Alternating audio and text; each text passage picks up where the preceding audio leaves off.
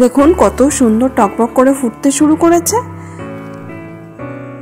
ব্যাস, এরপর ভালো করে মিশিয়ে নিলে একদম ready. Good morning everyone, welcome back to the channel again, Medha Shruti. আশা করছি সবাই খুব ভালো আছেন, সুস্থ আছেন। আর আজকের ভিডিওটা আমি শুরু করছি এই বছরে আমাদের জন্মাষ্টমীর কিছু সামান্য মুহূর্ত তুলে ধরে। এই দিনটা ছিল জন্মাষ্টমীর দিন।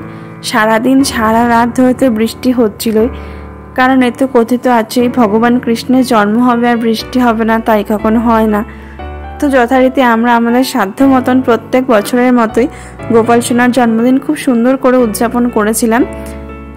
এই বছর আবার একটু স্পেশালিটি ছিল যে আমি এই বছর নিজের হাতে মালা গেঁথে দিয়েছিলাম ভগবানকে। এই বছর মালা কিনে আনিনি, গাছের ফুল দিয়ে মালা তৈরি করে পরিয়েছিলাম। আর এই পোশাকটাও ছিল গোপু সোনার নতুন। আর শুধু নতুন পোশাকই নয়, এই বছর গোপু সোনাকে আমরা অনেক রকম কিছু ভোগ নিবেদন করেছিলাম। তার মধ্যে সব থেকে স্পেশাল আইটেম ছিল মোহনভোগ, গোপু সোনার প্রিয় মোহনভোগ, যেটা কিনা মা নিজের হাতে বানিয়ে দিয়েছিল।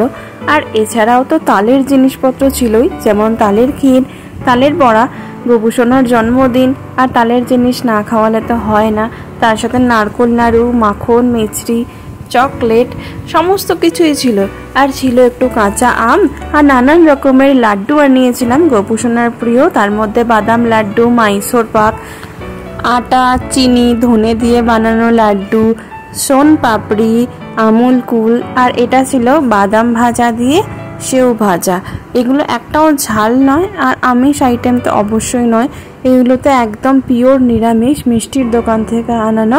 আর এই বছর না মা একটু গোপু সোনাকে গরম দুধ দিয়েছিল সকালবেলাতে, আম আর দুধ। আর আজকের ভিডিওতে আমি আপনাদের সাথে শেয়ার করব তালের ক্ষীরের রেসিপি। চলুন তাহলে শুরু করা যাক। এইরকম সুন্দর নারকেল দিয়ে বানানো একদম প্রপার মা ঠাকুমা স্টাইলের তালের ক্ষীর। তালের ক্ষীর বানানোর জন্য প্রথমেই তো আমাদের লাগবে হচ্ছে তাল। আর আমরা এখানে 3টে তাল নিয়েছিলাম। একটা হচ্ছে আমরা বানাবো আজকে, যেটা অলরেডি গোপালকে প্রসাদ হিসাবে দিয়েছিলাম, মানে ভোগ হিসাবে, এটা প্রসাদের। আর বাকি যে 2টো তাল আছে, এই তাল দুটো আমরা কালীবাড়িতে দিয়ে এসেছিলাম। প্রত্যেক বছরই একটা বড় বাবার আর একটা মা কালী তাল আমরা দিয়ে আসি। তো এই তালটা আমরা এখন ছাড়াবো। এই একটা তালের বানানো হবে আজকে তালের ক্ষীর। এই তালটা একটা ছোট্ট মতন তাল, খুব একটা বড় নয়, তবে একদম পাকা তাল। এটা তাল খুব ভালো ছিল। তালটা অ্যাকচুয়ালি খুব ভালো, কারণ তালটা না দুধটা কিছুতে কাটিয়ে দেয়নি।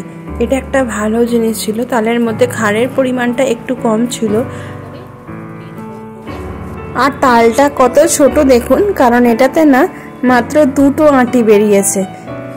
এই আঁটিগুলো থেকে খুব সহজ উপায়ে শ্বাসটাকে বার করে নেব। দেখুন এই যে 2টো আঁটি রয়েছে। প্রথমেই তালের আঁটি দুটোকে এরকম আলাদা করে নিতে হবে।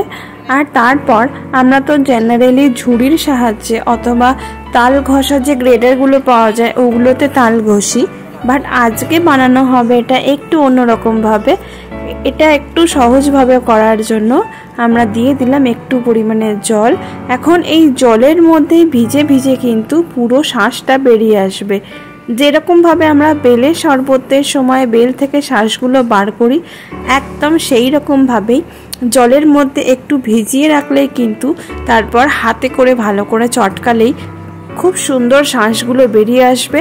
আর জাস্ট তারপর 2বার এই প্রসেস করলেই তালটা থেকে পুরো শ্বাসটা পেয়ে যাব। দেখুন কত সহজেই হয়ে যাবে। আর তার জন্য আমাদের গ্রেডার বা ঝুড়ির ইউজও করতে হবে না। তালের পাল্প বা শ্বাস বের করার এই নতুন টেকনিক বা টিপসটা আপনাদের কেমন লাগলো জানাতে কিন্তু ভুলবেন না কমেন্ট করে। আর দেখুন ইতিমধ্যে কিন্তু আমাদের অনেকটা তালের শ্বাস বেরিয়ে পড়েছে।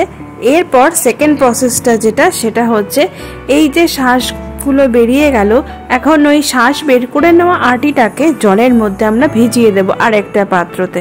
এবার সেই পাত্রতে অবশিষ্ট যে শ্বাসটা আছে সেটুকুনিও ভিজে বেরিয়ে যাবে। এই সেম ভাবে চটকালেই ব্যাস, তাহলেই কিন্তু পুরো শ্বাসটা আমরা পেয়ে যাব। আর আমার চ্যানেলটা যদি আপনারা এখনো অবধি সাবস্ক্রাইব না করে থাকেন তাহলে প্লিজ সাবস্ক্রাইব করে দেবেন আর পাশে থাকা বেল আইকনটা প্রেস করে অন করে রাখবেন যাতে নতুন কোনো ভিডিও আসলে আপনি সহজেই তার নোটিফিকেশন পেয়ে যান। তাহলে এই ভিডিওটা স্কিপ না করে পুরোটা দেখতে থাকুন। আর আমার ফেসবুক, ইনস্টাগ্রাম আর থ্রেডসেও কিন্তু ফলো করতে ভুলবেন না, সমস্ত লিঙ্ক ডেসক্রিপশনে থাকবে। চলুন তাহলে আমরা এবার ভিডিওতে ফিরে আসি।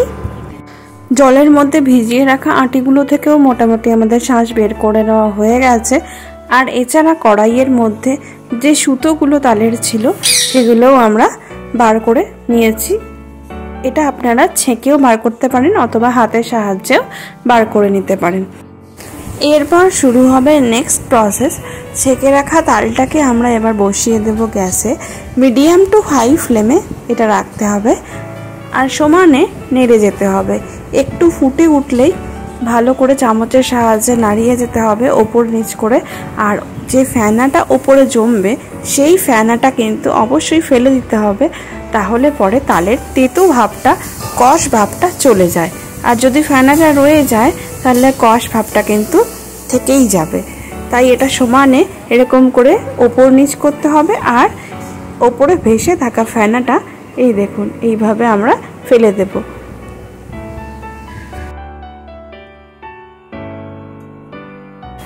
এইভাবে আমরা কন্টিনিউয়াসলি তালের ফেনাগুলোকে ফেলে দেব আর তালটাকে জাল দিতে থাকবো।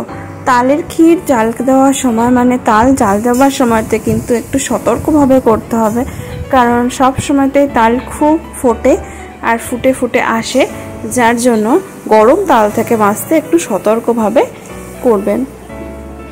মোটামুটি 20 থেকে 30 মিনিট জাল করার পর দেখুন আমাদের তালটা কতটা মরে এসছে, পুরো ক্ষীর হয়ে গেছে লিকুইড পোর্শনটা। এরকম অর্ধেক হয়ে যাবার সময়তে আমরা এর মধ্যে মিশিয়ে দেব দুধ। 1 কড়াই তাল ছিল, কমে পুরো হাফ হয়ে গেছে। এখন আমরা এর মধ্যে মিশিয়ে দেব দুধ এবং দুধ দিয়ে কন্টিনিউয়াসলি কিন্তু জাল করে যেতে হবে। এখানে আমরা 1/2 লিটার দুধ অ্যাড করছি। আমাদের বাড়িতে ঠাকুর পুজোর প্যারা ছিল, আপনারা চাইলে প্যারা নিতে পারেন অথবা বাজার থেকে কিনে এনে কনডেন্স মিল্কও ইউজ করতে পারেন। আমরা যেহেতু এখানে কনডেন্স মিল্ক ইউজ করছি না তাই 10-12টা মতন প্যারা আমরা এখানে দিয়ে দিলাম ক্ষীরটার মধ্যে। এতে করে একটা ক্রিমি ভাবও আসবে আর আমাদের চিনিটাও কম দিতে হবে, আর দিতেই হবে না বলতে গেলে। আমরা এখানে জাস্ট 1 চামচ পরিমাণ চিনি দিয়েছিলাম।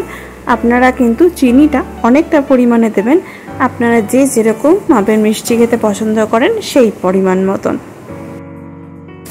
আর তারপর আর 10 মিনিট মতন জাল করলেই কিন্তু একদম রেডি হয়ে যাবে আমাদের তালের ক্ষীর।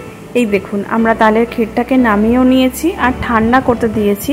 আর দেখুন কত সুন্দর ক্ষীরের টেক্সচারটা এসছে। এরপর যে কাজটা করব সেটা হচ্ছে আমরা উপর থেকে একটু ডেসিকেটেড নারকেল অ্যাড করে দিচ্ছি।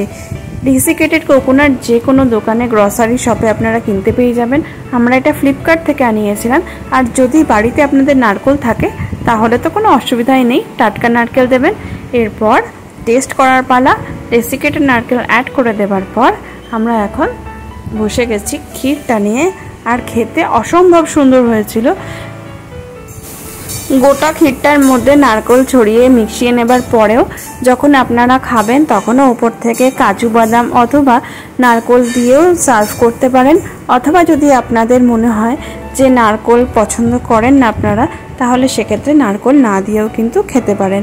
তো আমরা প্রথমে একটু ছোট্ট বাটিতে অ্যাড করে দেখেছিলাম যে কোকোনাট পাউডার কেমন লাগে খেতে।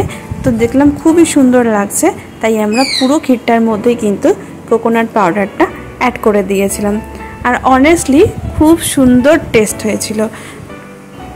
আর এখানে আরেকটা জিনিস বলে রাখা ভালো, আমরা কিন্তু ডেসিকেটেড কোকোনাট কিনেছিলাম, কোকোনাট পাউডার কিনিনি। কারণ কোকোনাট পাউডার একদম মিহি মোলায়েম একদম ব্যাপার হয়ে যায়, ভালো লাগে না খেতে, মুখে একটুও খচখচে ভাব লাগে না। কিন্তু ডেসিকেটেড কোকোনাটে একটা খচখচে ভাব থাকে, নারকেলের দানাগুলো বুঝতে পারা যায়, যার জন্য টেস্টটা অনেক বেশি এনহ্যান্স হয়। এই জিনিসটা একটু মাথায় রাখা দরকার। আজ তাহলে এই পর্যন্তই। চলুন তাহলে আজকে ভিডিওটাও এখানে শেষ করি। ডালের ক্ষীর খেতে খেতে। সবাই খুব ভালো থাকবেন, সুস্থ থাকবেন। আর ভিডিওটা ভালো লাগলে please do like, comment, share and do subscribe. দেখা হবে খুব শিগগিরই। ওকে, বাই।